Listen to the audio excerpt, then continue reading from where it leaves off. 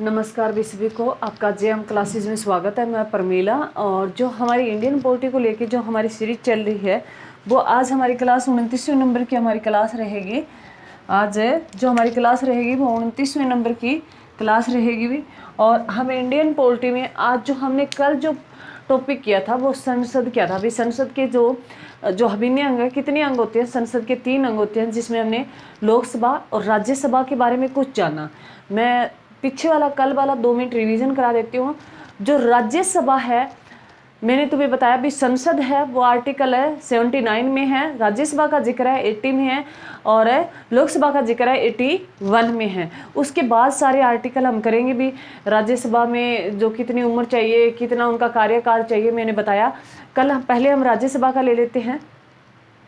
79 में संसद की संरचना का जिक्र किया गया है, उनके ढांचे को बताया गया है, जिसमें 3 अंग होते हैं, राज्यसभा, लोकसभा और राष्ट्रपति भी। राज्यसभा, लोकसभा और राष्ट्रपति। मैंने सरला से तुम्हें बताया भी, सरला से याद रख लेना। सरला से स से संसद, र से राज्यसभा और ल से लोकसभा भी। 79, 80 और 81 आर्टिकल 79 में जिक्र किया गया है संसद की संरचना का। कल हमने राज्यसभा और लोकसभा के बारे में जाना। राज्यसभा है वो संसद का उच्च सदन है और स्थायी सदन है। इसे 1954 से पहले काउंसिल ऑफ स्टेट कहा जाता था। और जो इसमें मैक्सिमम सीटें कितनी हो सकती है संसद में? 250 हो सकती है, परंतु 245 मेंबर हैं, जिसमें 233 है वो निर्वाचित किए गए हैं और 12 मनोनीत किए जाते हैं। 12 सदस्य मनोनीत करने की जो प्रक्रिया हमने आयरलैंड से ली, और ये कौन करता है? राष्ट्रपति करता है भी। ये किन फील्ड से आता है? कला, साहित्य और साइंस, इनसे और खिलाड़ियों से, इनसे जो 12 सदस्य मनोनीत किए जाते हैं। किसके द्वारा भी? राष्ट्रपति के द्वारा। उसके बाद हमने लोकसभा पढ़ा भी। लोकसभा है, राज्यसभा का जो कार्यकाल होता है वो 6 वर्ष का होता है। हर 2 वर्ष के बाद 1/3 सदस्यों को बदला जाता है भी। लोकसभा की बात करें तो लोकसभा है वो संसद का आर्टिकल 81 में जिक्र है। लोकसभा संसद का निम्न सदन है और अस्थायी सदन है भी। लोकसभा को भंग किया जा सकता है, राज्यसभा को कभी भंग नहीं किया जा सकता भी। लोकसभा है, इसे 1954 से पहले हाउस ऑफ पीपल है कहा जाता था हमें। और लोकसभा में जो मैक्सिमम मेंबर कितने हो सकते हैं? 550 हो सकते हैं। पहले 552 थे। 2 जो एंग्लो इंडियन है वो 104वां संविधान संशोधन 2019 के तहत उन्हें हटा दिया गया और 1 जनवरी 2020 से लागू हो गया था। जो 2 एंग्लो इंडियन पहले लोकसभा में चुने जाते थे वो अब नहीं चुने जाएंगे। उसके बाद अब जो सीटें हैं लोकसभा इलेक्शन में, सीटें 245 थी, जिसमें 2 एंग्लो इंडियन थे, अब 243 मेंबर ही चुन के आते हैं। तो ये ध्यान रखना। उससे आगे आज हम उनके सारे के सारे आर्टिकल करेंगे। इनके साथ हम लोकसभा अध्यक्ष का भी जिक्र करेंगे। तो हम अपनी क्लास शुरू करते हैं। और मेरे बच्चों, तुम ना अंतर अपने आप करना सीखना। यहाँ अगर मैं सीधा ही लिखा देती, तुमने सीटें बता दी मैंने, और सबसे ज़्यादा पूछे भी लोकसभा हो चाहे राज्यसभा हो चाहे विधानसभा हो, सबसे ज़्यादा सीटें हैं वो किस में है? यूपी में है भी, यूपी में है। तो ये ध्यान रखना। हम अपनी क्लास शुरू करते हैं अभी। जय मां सरस्वती का नाम ले सभी बच्चे। इंडियन है पॉलिटी की जो हमारी क्लास रहेगी 29वें नंबर की क्लास रहेगी। और आज हम जो है संसद तो मैंने कल बताया दिया, लोकसभा और राज्यसभा के संबंधित जो आर्टिकल दिए हैं भी किस किस में क्या लिखा है, और उसके साथ हमें लोकसभा अध्यक्ष का भी जिक्र किया गया है भी। लोकसभा जो अध्यक्ष होता है भी, लोकसभा जो स्पीकर होता है उसका जिक्र किया गया है। तो हम आर्टिकल 80 तक 79 में संसद का जिक्र है, मैं यहाँ लिख देती हूँ। आर्टिकल 79 में संसद का जिक्र है। आर्टिकल 81 में लोकसभा का और 80 में राज्यसभा का है। 82 में आगे जो है आर्टिकल कंटिन्यू करेंगे। आर्टिकल 82 में लिखा है कि प्रत्येक जनगणना के बाद संसद की सीटों का आवंटन होगा भी। आर्टिकल 82 में ये प्रावधान किया गया कि प्रत्येक जनगणना का मतलब भी 10 साल के बाद जनगणना होते हैं। जो प्रत्येक जनगणना के बाद जो है संसद की सीटों का, लोकसभा और राज्यसभा की सीटों का आवंटन किया जाएगा। परंतु 2086वें संविधान, नोट में मैंने लिखा है 86वां संविधान संशोधन भी 2003 में, इसके तहत संसद की सीटों को क्या कर दिया भी? सीमित कर दिया गया 2026 तक भी। तो ये ध्यान रखना, मोस्ट इंपोर्टेंट क्वेश्चन है। 86वां संविधान संशोधन जो कब हुआ? अभी 2003 में हुआ। इस संविधान के संशोधन के तहत 2026 तक संसद की जो सीटों का सीमित कर दिया गया, संसद की जो सीटें उनको फिक्स कर दिया गया भी 26 तक इसमें कोई चेंज नहीं होगा। भी 2003 से ये बोला गया 26 तक है, चेंज नहीं होगा। जनगणना हो चुकी है भी 11 में हो चुकी है, 2001 में हो चुकी थी, 11 में होगी। अभी तक जनगणना 21 वाली जनगणना नहीं हुई है क्योंकि कोरोना काल की वजह से अब चल रही है अभी। तो ये जो है 82वां संविधान संशोधन क्या कहता है? भी प्रत्येक जनगणना हर 10, क्योंकि जनगणना है, पहले जनगणना के बारे में जान लो। भी जनगणना है ये प्रत्येक 10 वर्ष के बाद होती है। भी 10 वर्ष के बाद होती है, 11 से अब 21 वाली नहीं हुई है भी। और जनगणना का जो नियमित जनगणना का जो निर्माता कहा जाता है वो लॉर्ड रिपिन को कहा जाता है। लॉर्ड रिपिन को कहा जाता है जो 1881 से, और उससे पहले पूछे तो लॉर्ड मेयो ने जनगणना की शुरुआत की थी। लॉर्ड मेयो ने जनगणना की शुरुआत की थी 1872 से, और नियमित जनगणना प्रॉपर 10 वर्ष के बाद होगी 81 से, जो वो शुरू की थी लॉर्ड रिपिन ने की थी। तो ये ध्यान रखना। 82 आर्टिकल में बोला गया है भी प्रत्येक जनगणना के बाद जो है संसद की सीटें लोकसभा और राज्य की सीटों में चेंज किया जाएगा। परंतु 86वें संविधान संशोधन 2003 के तहत बोल दिया गया भी ये जो संसद की सीटें हैं राज्यसभा और लोकसभा की सीटों को फिक्स कर दिया गया भी इसमें 2026 तक कोई चेंज है नहीं किया जाएगा। 2026 के बाद चेंज देखने को मिलेगा, तो ये ध्यान रखना। उसके बाद है भी आर्टिकल 83 भी। आर्टिकल 83 में संसद का कार्यकाल दिया भी, संसद का कार्यकाल दिया है। इसमें लोकसभा का कार्यकाल दिया भी 5 वर्ष है। लोकसभा का कार्यकाल कितना है भी? 5 वर्ष है। ध्यान रखना। राज्यसभा का कार्यकाल कितना है भी? 6 वर्ष है। लोकसभा का कार्यकाल कितना है भी? 5 वर्ष है। लोकसभा को भंग किया जा सकता है। राज्यसभा का कार्यकाल 6 वर्ष है। पूरी की पूरी राज्यसभा को कभी भंग नहीं किया जा सकता। इसके जो मेंबर है वो 2 वर्ष के बाद 1/3 मेंबर चेंज किए जाते हैं। राज्यसभा के जो मेंबर है वो 2 वर्ष के बाद 1/3 मेंबर है बदले जाते हैं भी, ये भी ध्यान है रखना भी। उसके बाद मैंने लिखा है भी लोकसभा 5 वर्ष। इसका आपातकाल के दौरान अगर इमरजेंसी लगी हो भी, राष्ट्रीय आपातकाल लगा हो, उस टाइम आपातकाल के दौरान लोकसभा का जो टाइम पीरियड है वो 1 वर्ष तक है बढ़ाया जा सकता है। अगर देश में आपातकाल लगा हो तो जो लोकसभा का टाइम पीरियड है वो 1 वर्ष तक है बढ़ाया जा सकता है। राज्यसभा का 6 वर्ष है, इसको कभी भंग नहीं किया जा सकता, ये स्थायी है। हर 2 वर्ष के बाद इनके मेंबर 1/3 मेंबर चेंज किए जाते हैं, ध्यान रखना। भी एग्जाम में पूछ सकता है भी राष्ट्रीय आपातकाल या आपातकाल के टाइम में लोकसभा का जो टाइम पीरियड है वो कितने वर्ष के लिए बढ़ाया जा सकता है? 1 वर्ष के लिए बढ़ाया जा सकता है, ये भी ध्यान रखना। उसके बाद लिखा है भी आर्टिकल 84, आर्टिकल 84 में लिखा है संसद के सदस्यों की योग्यता भी। संसद का जो लोकसभा और राज्यसभा का मेंबर बनने के लिए उनकी क्या क्या योग्यता होनी चाहिए, ये आर्टिकल 84 में लिखा है। जो संसद का भी राज्यसभा और लोकसभा का मेंबर बनने के लिए क्या क्या योग्यता होनी चाहिए, ये लिखा है भी आर्टिकल 84 में लिखा है, जिसमें संसद में आता है भी कौन कौन? राज्यसभा और लोकसभा। तो ये ध्यान रखना।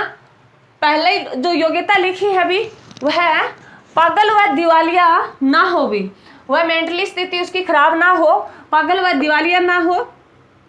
उसके बाद सेकंड में लिखा है वह किसी लाभ के पद पर ना हो, वो किसी लाभ के पद पे पेंशन वगैरह ना लेता हो। थर्ड में लिखा है भी राज्यसभा का मेंबर बनने के लिए जो उम्र होनी चाहिए वो 30 वर्ष होनी चाहिए। भी राज्यसभा का मेंबर बनने के लिए जो आयु चाहिए वो कितनी होनी चाहिए? 30 वर्ष होनी चाहिए। और लोकसभा का मेंबर बनने के लिए जो आयु चाहिए वो कितनी चाहिए भी? 25 वर्ष होनी चाहिए। मोस्ट इंपॉर्टेंट है, पूछता है भी योग्यता क्या क्या होनी चाहिए। वह लोकसभा और राज्यसभा दोनों की दी है। 84 आर्टिकल में उनकी योग्यताओं का वर्णन है। उसमें दिया है भी जो है वह पागल, जो व्यक्ति जो सदस्य लोकसभा और राज्यसभा का बनेगा वो पागल व दिवालिया ना हो, वह किसी लाभ के पद पर ना हो। राज्यसभा के लिए उम्र 30 वर्ष चाहिए और लोकसभा के लिए उम्र 25 वर्ष चाहिए। तो यहां से क्लियर हो जाता है भी जो राज्यसभा है उसका मेंबर बनने के लिए उम्र कितनी होनी चाहिए? 30 वर्ष। लोकसभा के लिए 25 वर्ष। तो यहां से क्वेश्चन आता है भी लोकसभा जो प्रधानमंत्री होता है वो किसका मेंबर होता है? लोकसभा का होता है। लोकसभा में जो पार्टी बहुमत पाती है वही प्रधानमंत्री बनता है, और जिसकी उम्र है 25 वर्ष होनी चाहिए। तो प्रधानमंत्री बनने के लिए उम्र कितनी होनी चाहिए भाई? 25 वर्ष होनी चाहिए। ये ध्यान रखना। राष्ट्रपति और उपराष्ट्रपति और राज्यपाल बनने के लिए उम्र कितनी होनी चाहिए? 35 वर्ष होनी चाहिए। ये ध्यान है रखना भी। उसके बाद लिखा है भी आर्टिकल है, आर्टिकल लिखा है भी 89 भी, 89 में लिखा है, आर्टिकल 89 में लिखा है भी राज्यसभा के सभापति व उपसभापति का उल्लेख है भी। आर्टिकल है 89 में राज्यसभा के सभापति और उपसभापति का उल्लेख है भी। सॉरी भी। आर्टिकल 89 में लिखा है भी राज्यसभा के सभापति और उपसभापति का उल्लेख है। क्वेश्चन आएगा भी, जो राज्यसभा का सभापति होता है वो कौन होता है? भी उपराष्ट्रपति होता है। जब मैंने उपराष्ट्रपति करवाया तो तुम्हें बताया था भी उपराष्ट्रपति है क्या कार्य है? उपराष्ट्रपति को उपराष्ट्रपति पद के लिए वेतन नहीं मिलता, उसे राज्यसभा के सभापति के रूप में वेतन दिया जाता है। तो राज्यसभा का सभापति कौन होता है? भी उपराष्ट्रपति होता है। राज्यसभा का जो सभापति कौन होता है? भी उपराष्ट्रपति होता है। तो उपराष्ट्रपति कौन है भी वर्तमान में? उप राष्ट्रपति होता है भी। उपराष्ट्रपति कौन है वर्तमान में? जगदीप धनखड़ है भी। वर्तमान में उपराष्ट्रपति की बात करें तो कौन है भी? जगदीप धनखड़ है भी। तो ये ध्यान रखना, जगदीप धनखड़ है उपराष्ट्रपति वर्तमान में, जो राज्यसभा का क्या होता है भी? सभापति होता है, और उसे सभापति के रूप में ही वेतन मिलता है भी। ये ध्यान रखना। और जो जगदीप धनखड़ है यह है 14वें नंबर के उपराष्ट्रपति है भी। 14वें नंबर के उपराष्ट्रपति हैं। पहले जो उपराष्ट्रपति थे वो सर्वपल्ली राधाकृष्णन थे भी। अगर पूछ ले भारत के पहले उपराष्ट्रपति या राज्यसभा के पहले सभापति तो सर्वपल्ली राधाकृष्णन थे। वर्तमान में है 14वें नंबर के हैं जगदीप धनखड़ भी, जो राज्यसभा के सभापति हैं और उप राष्ट्रपति है भी। और जगदीप धनखड़ ये कहाँ से बिलोंग करते हैं? राजस्थान के झुंझुनू से। और तो ये ध्यान रखना, ये 14वें नंबर के हैं। उप सभापति की बात करें तो उप सभापति है, इसका जो पद है वो 2019 से खाली पड़ा है भी। उप सभापति का पद है 2019 से अभी तक है खाली पड़ा है भी। उप सभापति वर्तमान में कोई नहीं है, 2019 से ये पद है खाली पड़ा है, ये भी ध्यान रखना भी। उसके बाद अगर बात करें आर्टिकल 93 भी, आर्टिकल है 93 में लिखा है भी लोकसभा, आर्टिकल 93 में किनका जिक्र किया गया है? लोकसभा के अध्यक्ष और उपाध्यक्ष का जिक्र मिलता है भी 93 में। लोकसभा के अध्यक्ष और उपाध्यक्ष का जिक्र मिलता है किसमें भी? 93 में उनका उल्लेख किया गया है। लोकसभा अध्यक्ष की बात करें भी, लोकसभा का अध्यक्ष है जो वर्तमान में लोकसभा का अध्यक्ष कौन है भी? वर्तमान में अगर बात करें,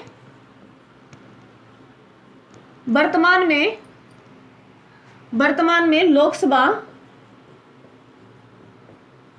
का अध्यक्ष भी कौन है भी? अध्यक्ष है कौन है? ओम बिड़ला है भी। ओम बिड़ला है भी। तो ये ध्यान रखना कौन है भी? ओम बिड़ला है।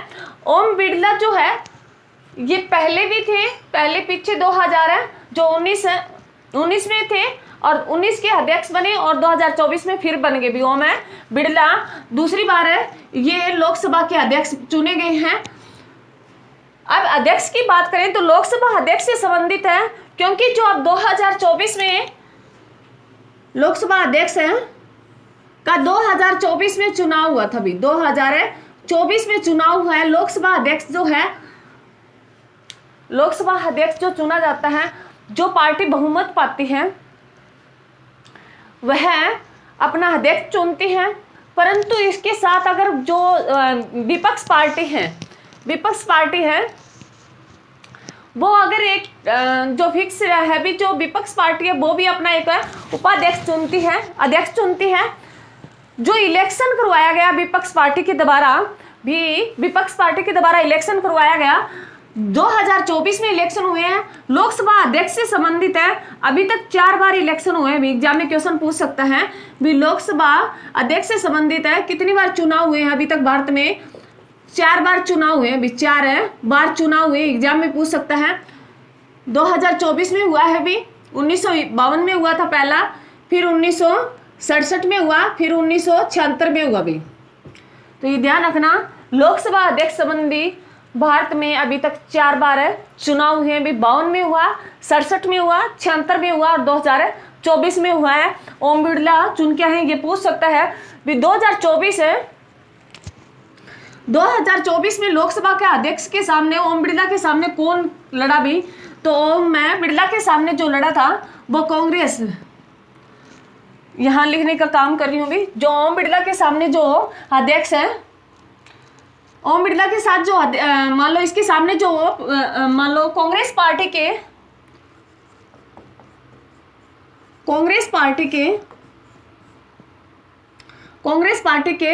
जो केरल से कोडी कुत्रिल थे भी, कोडी कुत्रिल सुरेश कुमार थे भी, सुरेश कुमार थे। तो ये ध्यान रखना भी, जो कांग्रेस 2024 में लोकसभा अध्यक्ष जो चुनाव हुए हैं उसमें ओम बिरला के सामने कौन लड़ रहा था भी चुनाव? कांग्रेस पार्टी के थे भी, केरल से थे ये, कोडी कुत्रिल सुरेश कुमार थे, जिनको हराकर ओम बिरला ने ये चुनाव जीत लिया था भी, लोकसभा का अध्यक्ष का चुनाव जीत लिया। वर्तमान में पूछे लोकसभा अध्यक्ष कौन है भी? ओम बिरला है, ये ध्यान रखना, पूछ सकता है क्वेश्चन, क्योंकि 2024 में लोकसभा अध्यक्ष के चुनाव हुए थे, तो उनके सामने लड़ने वाला कौन था? वो केरल का कोडी कुत्रिल था, सुरेश कुमार था। तो ये ध्यान रखना भी, और कांग्रेस पार्टी से। उसके बाद ये 93 में लोकसभा का अध्यक्ष और उपाध्यक्ष का जिक्र किया गया है भी, और 94 में बोला गया है भी, अध्यक्ष अपना त्याग पत्र उपाध्यक्ष को देगा और उपाध्यक्ष अपना त्याग पत्र अध्यक्ष को देगा भी। आर्टिकल 93 में बोला गया है भी, लोकसभा का एक अध्यक्ष होगा, एक उपाध्यक्ष होगा भी। लोकसभा का अध्यक्ष ओम बिरला है, उपाध्यक्ष पद खाली है भी। तो ये ध्यान रखना, 94 में ये बोला गया भी, अध्यक्ष अपना त्याग पत्र उपाध्यक्ष को देगा और उपाध्यक्ष अपना त्याग पत्र अध्यक्ष को देगा। 95 में बोला गया है, अध्यक्ष की गैर मौजूदगी में उपाध्यक्ष उसका कार्यभार संभालेगा भी। 95 में बोला गया है भी, अध्यक्ष की गैर मौजूदगी में उसका कार्यभार कौन संभालेगा?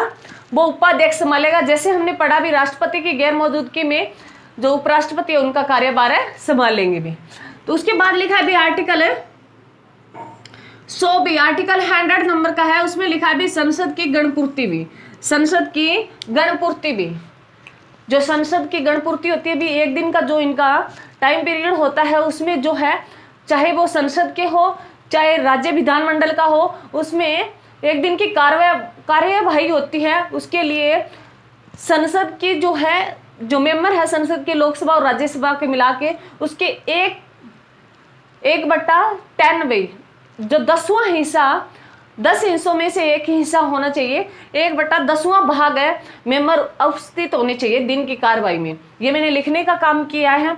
संसद की गणपूर्ति होती है भी, जब भी संसद है, मैंने लिखा पूरा, जब भी संसद है या राज्य विधानमंडल के दिन की कार्रवाई पूरी करने से पहले कम से कम 1/10 सदस्यों का होना अनिवार्य है भी। जो संसद की कार्यवाही होती है भी पूरे दिन की, जैसे राज्य विधानमंडल की होती है, तो राज्य विधानमंडल में राज्य विधानसभा होती है और परिषद होते हैं, संसद में लोकसभा होती है, राज्यसभा होता है। उनके दिन की जो कार्यवाही होती है उसको पूरा करने से पहले कम से कम वहाँ जो मेंबर उपस्थित होने चाहिए वो 1/10 सदस्य होने जरूरी हैं।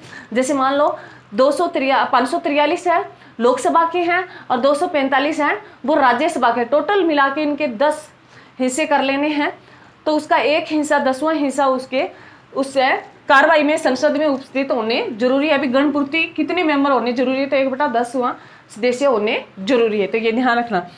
उसके बाद अगर बात करें आर्टिकल 101 में, आर्टिकल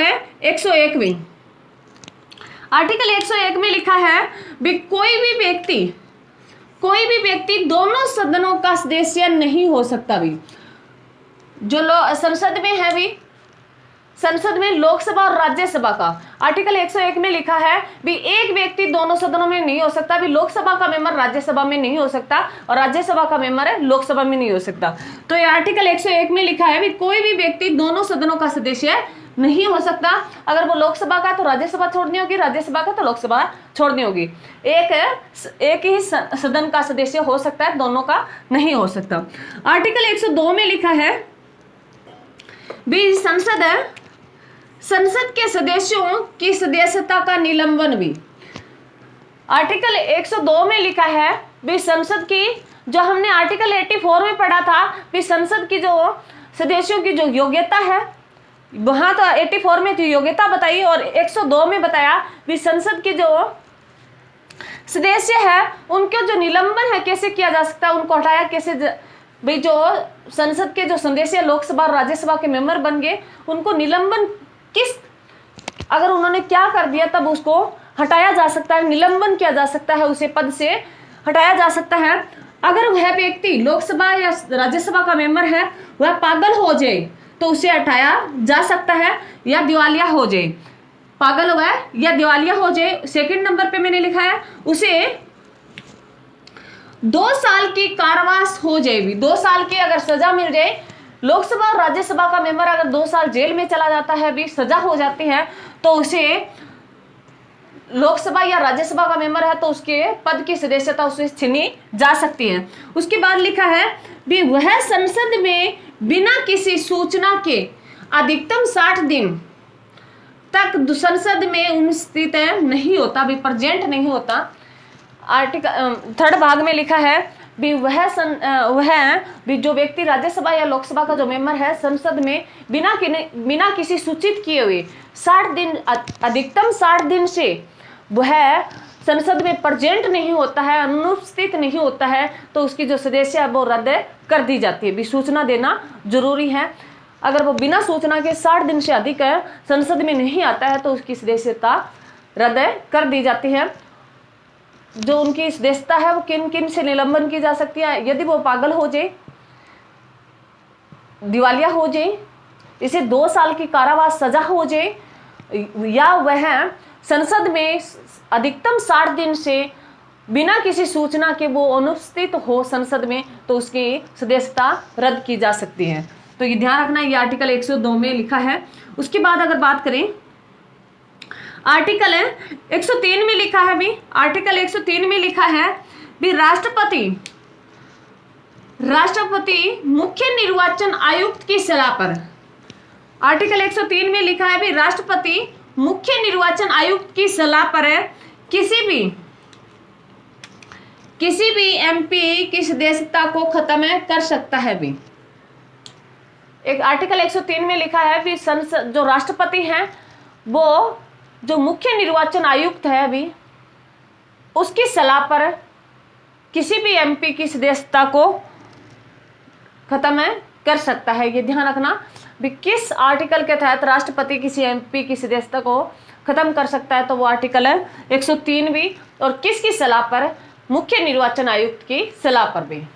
तो मुख्य निर्वाचन आयोग है वो हम आगे पढ़ेंगे तब बताऊंगी। भी मुख्य निर्वाचन आयुक्त जो है हाल ही में चुने गए ज्ञानेश कुमार है वर्तमान में, और वो राजीव कुमार की जगह है। इनके बारे में फिर कभी जिक्र करेंगे निर्वाचन आयोग के। तो आपको इतना ही ध्यान रखना है भी आर्टिकल 103 में बोला गया है भी राष्ट्रपति मुख्य निर्वाचन आयुक्त की सलाह पर है किसी भी एमपी की सदस्यता को खत्म कर सकता है भी।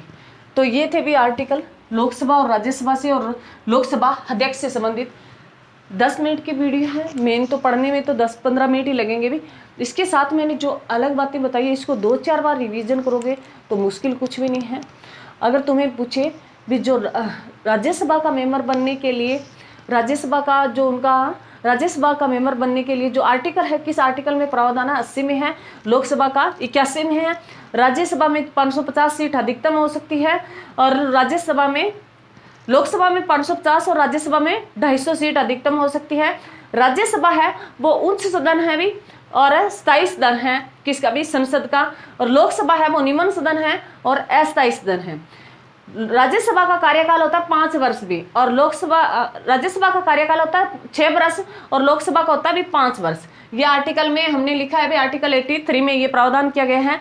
और 84 में आर्टिकल में उनकी योग्यता दी है भी राज्यसभा और लोकसभा का मेंबर बनने के लिए वह पागल व दिवालिया ना हो, वह किसी लाभ के पद पर ना हो, राज्यसभा का मेंबर बनने के लिए आयु 30 वर्ष पूरी कर चुका हो और लोकसभा मेंबर बनने के लिए आयु 25 वर्ष पूरी कर चुका हो भी। और उसके साथ है जो पहले 1954 से पहले राज्यसभा को काउंसिल ऑफ स्टेट कहा जाता था और लोकसभा को हाउस ऑफ ए पीपल कहा जाता था भी।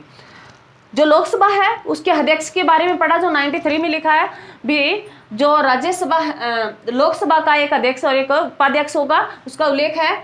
और 89 में लिखा है 89 में राज्यसभा के सभापति और उपसभापति का जिक्र किया गया है। तो ये ध्यान रखना, वर्तमान में जो है लोकसभा सभापति है राज्यसभा का वो कौन है भी, जगदीप धनखड़ है 14वें नंबर के। अगर पहले पूछे राज्यसभा का पहले सभापति कौन थे तो सर्वपल्ली राधाकृष्णन थे।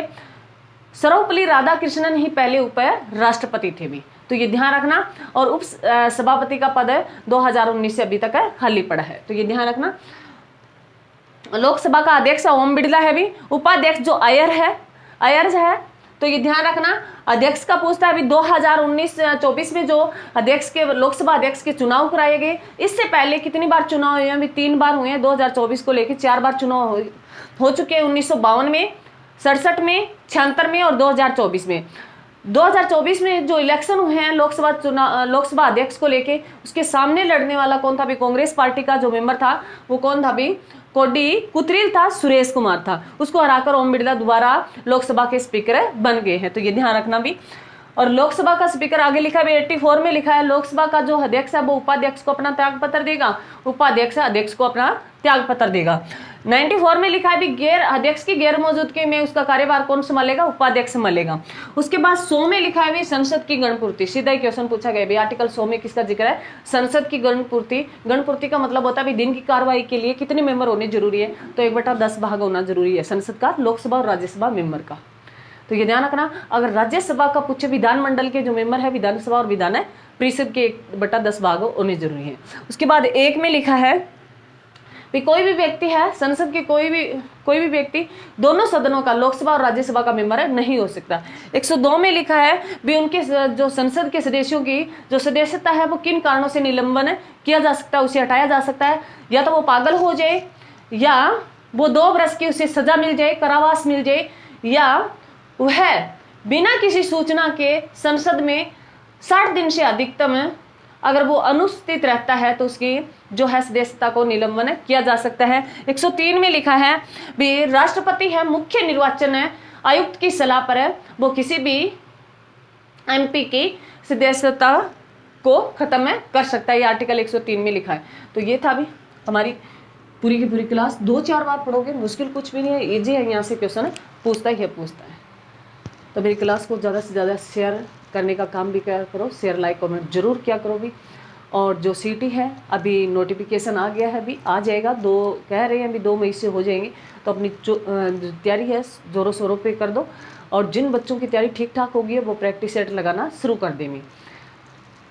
मेरी क्लास को ज़्यादा से ज़्यादा शेयर करेंगे। थैंक यू भी। जय हिंद, जय भारत।